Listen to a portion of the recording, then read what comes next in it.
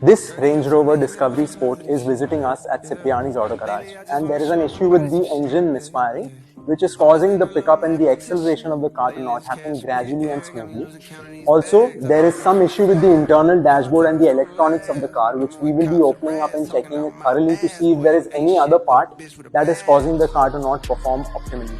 So if you have any similar issues, if you want to get your car checked, verified and even confirmed that there are no similar issues in your car, visit Cipriani's Auto Garage today.